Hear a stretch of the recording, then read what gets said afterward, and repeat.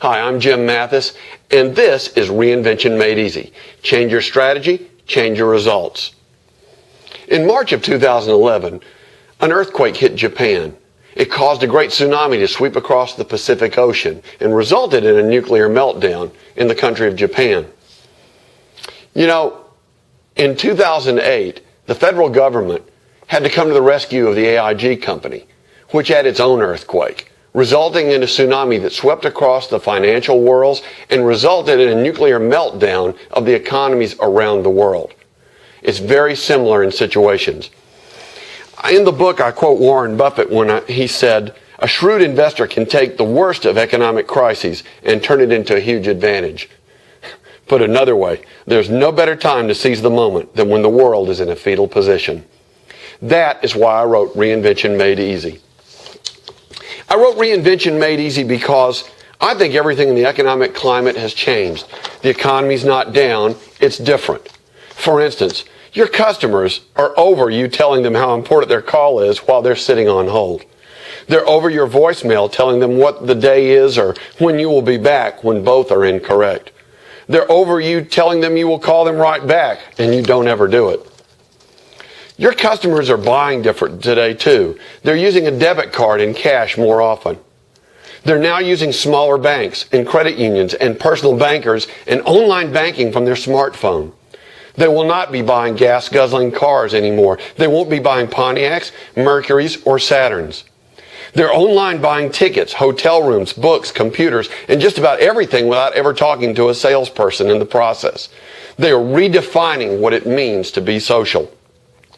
They're more likely to buy music online or off the sound system in their audio, not in a store. They're saving more files electronically and going paperless. They're more conscious of green products and organic foods, and they're willing to pay more to be healthy and environmentally sound than ever before.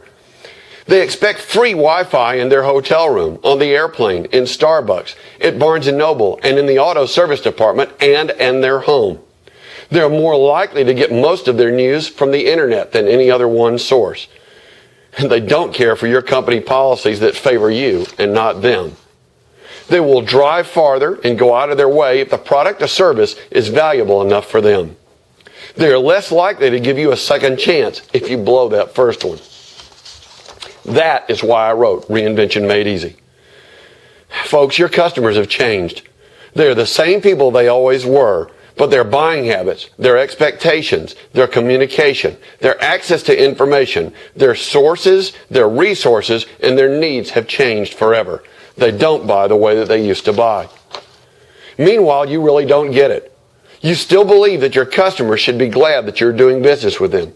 You think that they are lucky to be working with an organization as large and prestigious as yours. Think again.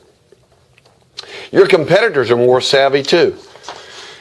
They're using crowdsourcing while you're researching with focus groups and expensive consultants and marketing statistics. They are publishing their works for Kindles, just like Reinvention Made Easy is being published, and on iPads while you're using the same old bindery and book publishing houses. They are advancing their internet presence with video, social networks, and live chat while you are thinking about updating your site because it's been unchanged for 2 years. More has been invented in the last 20 years than the past 500. That is why I wrote Reinvention Made Easy. When the recession of 2008 through now hit, it caught everyone unawares. It revealed something of incredible importance. The economy wasn't down, it was different. In April 2010, Group Vice President Global Marketing at Ford Motor Company, Jim Farley, said that the recession was actually the best thing for automotive marketing, especially on the digital front. Everything has to work in this economy, Farley says. If the economy hadn't dropped as it did, we would have been on autopilot and not experimenting the way that we did. Our production quality online is better than our broadcast. Ford executives found themselves in a different world of work and had to make changes. They admitted that without the recession, they wouldn't have been successful going forward. Folks, you're convinced that your methods are tried and true in business, but your bottom line indicates otherwise. You insist that everyone follow your leadership, regardless of your wisdom. You feel your eccentricities are unique and that everyone appreciates your uniqueness, even while your employees think otherwise.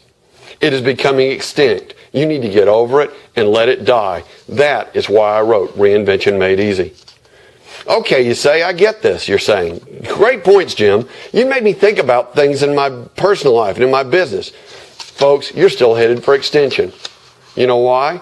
Because you get it, but you still think that your customers don't get it. You think that your boss doesn't get it. But the problem is, reinventing yourself begins with your own attitude. It isn't part of your job. It is your job. Let me go over some of the chapters that you'll be covering in Reinvention Made Easy when you read it. Some of the chapters involve reinventing your customer service, reinventing your brand, reinventing your target market. What do you do when you face the wall in life? How do you initiate the reinvention process? How do you reinvent your thoughts? What are the 10 habits that stifle reinvention? How do you find your personal movement and your buying movement? How do you get out of your industry and into the business that you really need to be in? How do you reinvent your company? How do you reinvent your management from the top down? How do you reinvent the culture that you're in? And how do you reinvent your sales?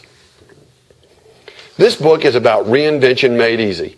It's about going back to the people that you work with and asking them, what are we here for in the first place? Why do we exist in the global market? Why were we founded?